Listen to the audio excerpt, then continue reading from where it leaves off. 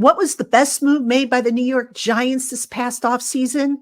We've got that and more on today's Locked On Giants podcast coming your way next.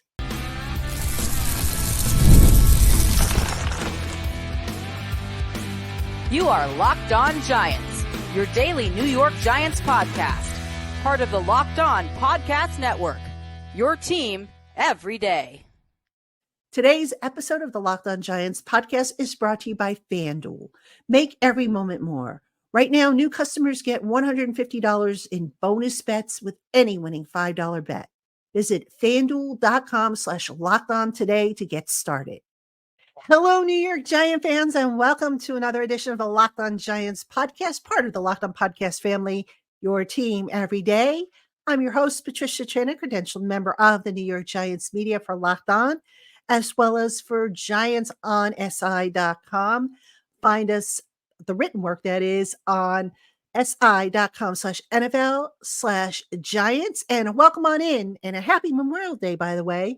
Welcome to my everydayers, my Blue Crew community members, to my newcomers, and everybody in between. Thank you so much for spending part of your day with us here on the Locked On Giants podcast. And on today's show, we're going to take a look at what I think the best offseason move is made by the Giants. Now, there's really two choices here, I think, and I think y'all know what the two choices are, but I'm going to go through each of them, and I'm going to tell you what I think the best move is. And it's not by much, by the way. So that's going to be our first segment. Then we are going to take a look at, in segment 2, one more move that I feel the Giants probably would be better off making before the start of training camp. And if not, before the start of training camp, definitely before the start of the season, because I think what they're going to do is they're going to probably wait and see how this plays out. But this is a move that I think that they might want to consider making to their roster. And then the final segment will be a look at a sneaky need that the Giants addressed in free agency. Now, this is a need that nobody was really talking about, but I think we need to talk about because there was just there were several guys added to help this particular part of the game for the Giants. So we'll talk about that. We'll talk about who they are and how they factor in. And that's pretty much what we're going to do on today's Locked On Giants podcast. So again, thank you for tuning on in. Let's get started. Best offseason move made by the Giants. Now, this could be a draft pick. This could be a free agent, or it could be a trade. So I think I mentioned before that really there's two moves that you can probably make a case for as being the best made by the Giants GM, Joe Schoen. Those moves, obviously, wide receiver Malik Nabers, the first-round draft pick, and edge rusher Brian Burns, who was acquired by via trade. So that being said, let's break down each one, and then I'm going to tell you which one of the two that I would give a slight edge to as being the winner of the best offseason move made by Joe Schoen. So we'll start with Malik Nabers. Nabers, obviously, look, the Giants haven't had a number one receiver on the team since the days of Odell Beckham Jr. We all know that. All right. This is a guy who can contribute to catch and run opportunities. He's a guy who excels on the underneath area. He can find the soft spots in the zone, which was something you all might remember Sterling Shepard was really good at doing back when he played for the Giants, not to the degree, obviously, of Malik Nabers, but an important characteristic. Malik Nabers has good vision, can turn short passes into long gains.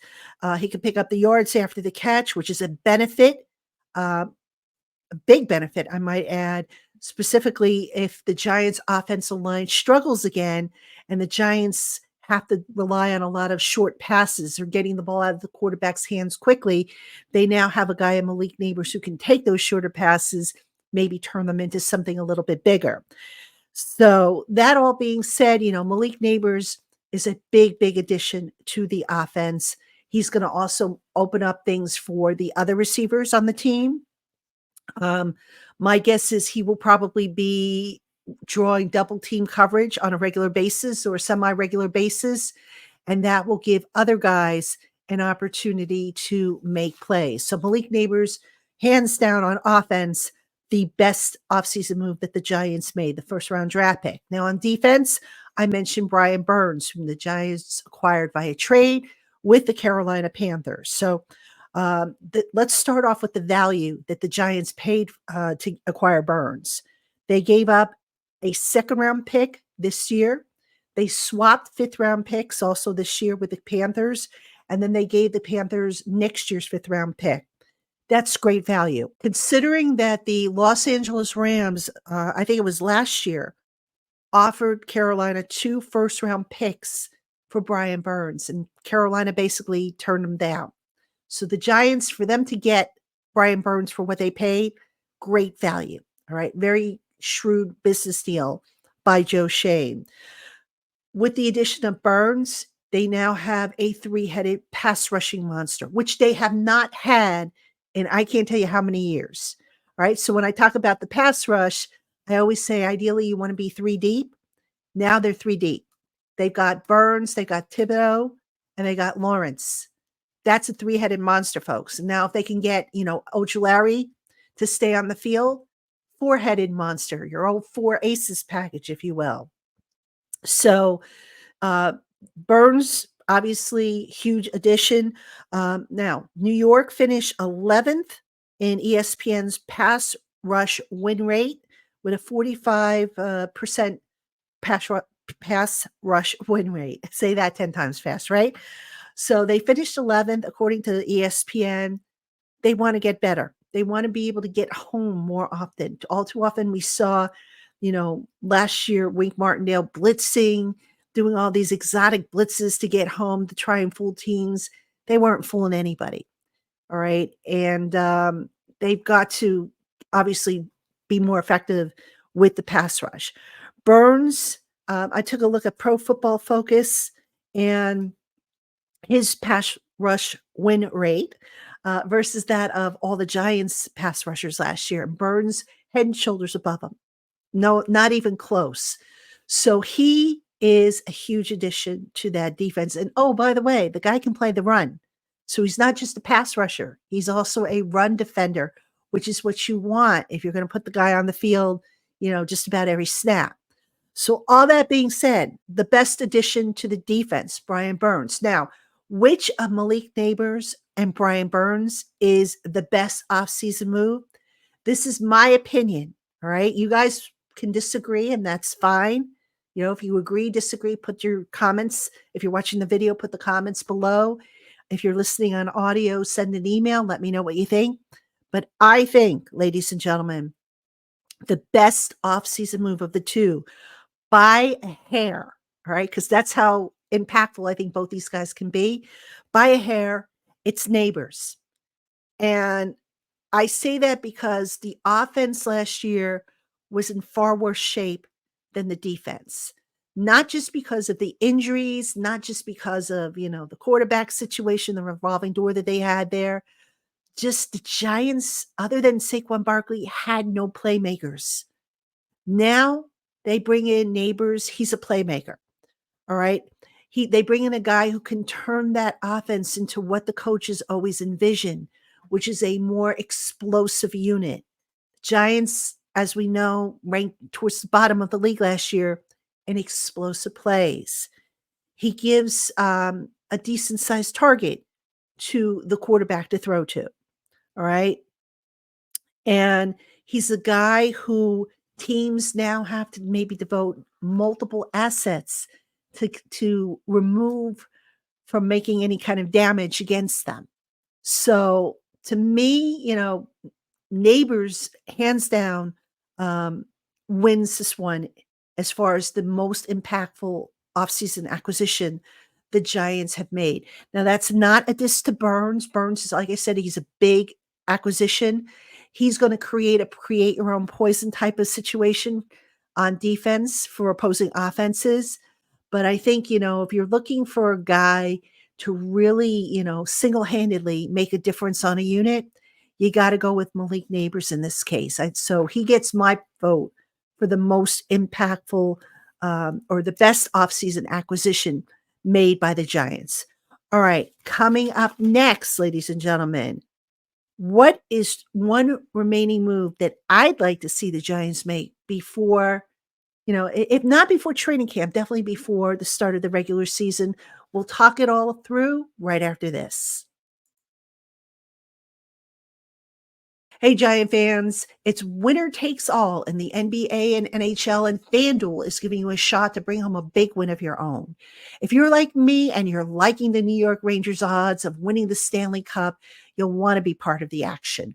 Right now, when you sign up for an account with FanDuel, you will get $150 in bonus bets with any winning $5 bet. That's $150 to bet on spreads, money lines, player props, and more. Visit fanduel.com/lockedon today and make every playoff shot count. FanDuel, America's #1 sportsbook. All right, everybody, welcome back to the Locked On Giants podcast. I'm your host, Patricia Traina. And again, thank you so much for tuning in to the Locked On Giants podcast, spending part of your day, your Memorial Day holiday with us here. Wishing you all a very happy Memorial Day and a safe one at that, wherever you are. And coming up this week on the Locked On Giants podcast, OTA number 6 is on deck. So the Giants are off today, Monday. They're back on the field Tuesday, and I believe they have Wednesday off. And Thursday is the day that it's actually OTA number 5. I'm sorry, not 6. So they will be on the field for OTA number 5, and the media will be allowed in the building. And now for OTA number 5, the assistants for the offensive side of the ball will be made available before the start of practice. So we will get a chance to hear from Carmen Brasillo, the new offensive line coach, amongst other people on the offensive side of the ball. So as always, I will have all that for you on Friday's show. So make sure you tune in here on the Locked On Giants podcast.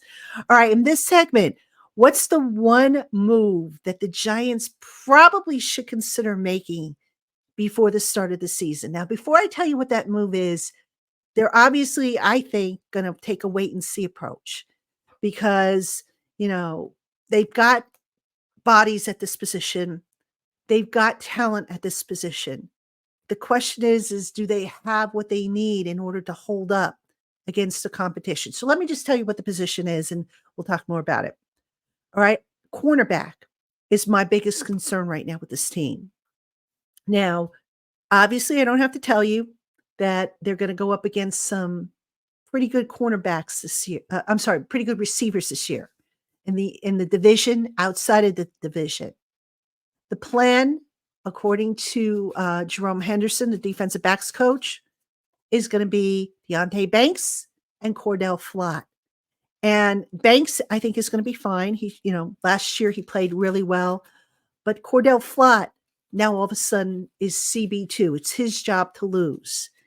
And we heard how Brian Dable, the head coach, said at the rookie minicamp, volunteered it, as a matter of fact, I have confidence in Cordell Flott. Jerome Henderson said the same thing. I have confidence in Cordell Flott. Cordell Flott is not a bad cornerback, ladies and gentlemen. The concern I have with Cordell Flott is, can he hold up to the physical demands of playing the position? He's gotten dinged in the past. And what happens if he gets dinged again? He's got that slight frame. And, some guys just are more susceptible to being dinged than, others. And that to me would be a concern. And then if that happens, then what? All right. Now, I want to also mention a couple of other things because there's some things that kind of get lost in the shuffle. If the Giants had all this confidence in Cordell Flott all along, then why did they try, reportedly, and it is, why did they try to sign Tre'Davious White and Darius Williams earlier in the year? Good question, right? You have all this confidence in the guy, but yet you were looking to maybe bring in a veteran, an upgrade. So are you just now saying it because you really mean it that you have confidence in Flott? Or what's going on? Again, Flott is not a bad player. I think he can play the position. My concern, like I said, is that can he hold up to the physical demands of it? Now, here's the other thing, folks. Last year, the Giants tried to roll with youth on the outside at the cornerback position. They had Trey Hawkins on one side. They had Deonte Banks on the other. and they moved Adoree Jackson into the slot for that week 1 game. Trey Hawkins, a 6th-round draft pick, totally lost, and he did not last very long as a starter. They had to go back to putting Adoree Jackson back at the outside cornerback spot. All right. Now, I'm not saying that history is going to repeat itself because I don't know, obviously. But what if it does? What are your options then? Well, the Giants added David Long, who may or may not be a camp body. They re-signed Nick McLeod, who just so happens to be one of their best special teams players. All right.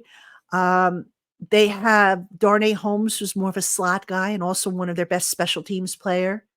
They drafted Drew Phillips, who's going to play the slot. All right. So what happens if, God forbid, that position, slot doesn't work out or something happens? What do they do there? The answer is, well, we're going to have to go through training camp and see. So long as those guys are healthy, they're going to be given their opportunity. But if Flott should stumble or struggle, if there should be an injury, the Giants almost certainly will have to look to add somebody. And whether they pick up somebody who gets cut, whether they pick up somebody who's currently not with a team, I don't know what the answer is, but you know what? I would look to do it because, and I didn't even mention Aaron Robinson, who is going to get another crack at playing outside cornerback, assuming he could stay healthy, which he has not been able to do in 3 seasons. So I'm still a little shaky, if you will, as far as my confidence in the cornerback 2 position. And again, it's nothing personal against Cordell Flott, but I would feel better if they had a little bit more depth to that position because right now I'm just not digging the depth that they have. And it's not a slight to the guys that they have. I just feel like, what do they do if, like I said, Cordell Flott doesn't work out or gets hurt or whatever? Or if Deontay Banks gets hurt, what do they do? So that's just me, I guess worrying about Murphy's Law because we've seen it happen. We've seen it happen. We saw it with the offensive line where, did they have enough last year on the offensive line? Well, no, they didn't. Now all of a sudden they had to bring guys in off the street or off the couch. So that's my feeling. And maybe I'm I'm worrying about something for nothing, which I hope I am, but that's the one move that if I'm Joe Shea and I maybe keep an eye out. Don't have to do it right this second, but I definitely keep my eyes open for a potential addition at the cornerback position who can play either side and who could step in and play at a decent enough level. All right, coming up next, the Giants addressed a sneaky need in this past offseason, a need that not a lot of people are talking about. And ladies and gentlemen, it's not tight end, which I know those of you who have been listening to me, that I spoke about tight end being a sneaky need in the draft. That's not the position I'm talking about. What is the position I'm talking about? You will find out right after this break.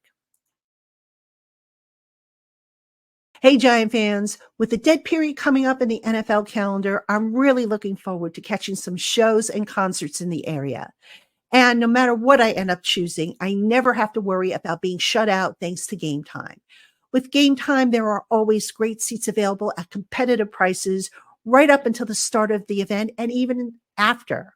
GameTime offers last-minute deals that can save you even more, and they take away the guesswork that comes with the buying experience. GameTime offers clear seat views and event cancellation protection. Plus, if you find tickets elsewhere in the same section and row for less, GameTime will give you 110% of the difference.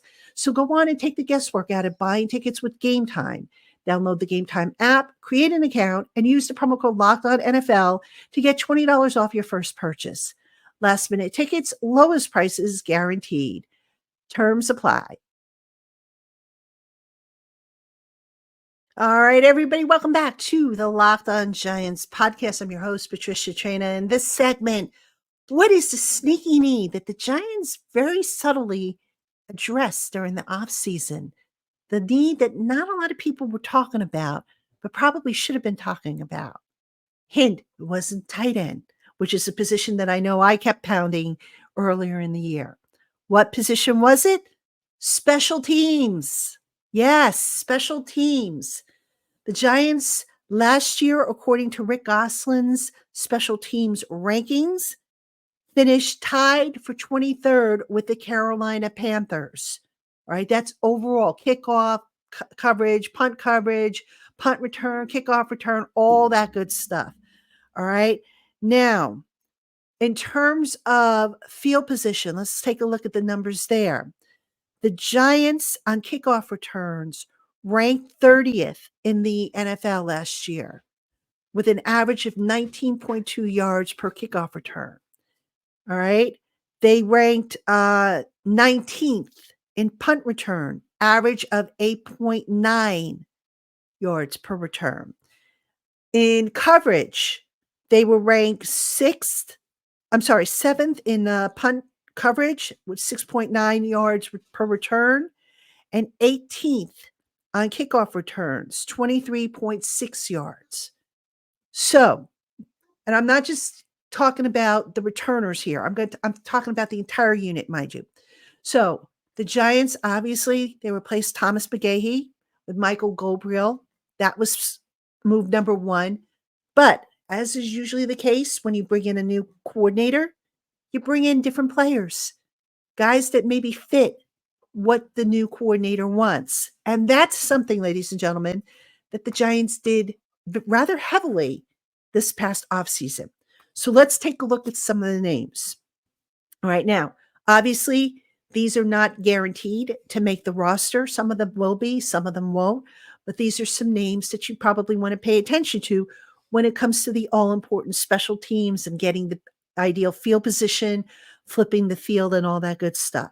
We're going to start off with the guys that they brought back, Darnay Holmes and Nick McLeod, who happened to be two of their best gunners last year. They're punt gunners. They were just, amazing. They were really solid players and a big reason why Jamie Gillen, who had the type of year that he had last year. When you have a pair of good gunners, you're going to, and you're a punter and you've got a big leg like Gillen has, chances are you're going to have a pretty good year in terms of the coverage. And it was thanks in part to McLeod and Darnay Holmes. Carter Coughlin was brought back. Carter Coughlin led the team last year in special teams tackles. Now, let's talk about some of the new guys that they brought in who can potentially help special teams. They brought in Isaiah McKenzie, who is a wide receiver by trade, but can also serve as a kickoff returner and a punt returner.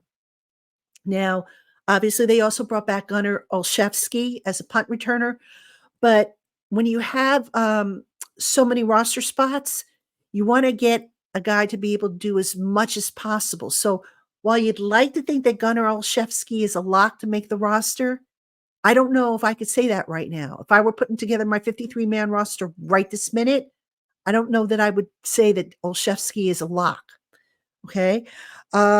Another guy that they brought in, and this is a guy who's kind of flying under the radar, and he's actually going to be the first guy that we profile over on Giants on SI when we do our 90-man roster preview, and that's Matthew Adams. All right, Matthew Adams is a linebacker. I know when he signed, a lot of people are like, who's he? Why did they bring him in when they're pretty much stacked at linebacker? Simple. Special teams, folks. Matthew Adams, according to Pro Football Focus, had an 86.8 grade, which was the sixth best amongst all special teams players last year. All right. Matthew Adams was with Cleveland, and he led the Browns in special teams tackles. Right. And everywhere he's gone, he's basically been within the top 5 on each team he's been on in special teams tackles. So he's a guy who they brought in to maybe compete with, Carter Coughlin, with maybe Darian Beavers, the linebackers that they're going to kind of, have compete for a spot. He is on paper an upgrade over Cam Brown, who they did not re-sign this past offseason as a free agent.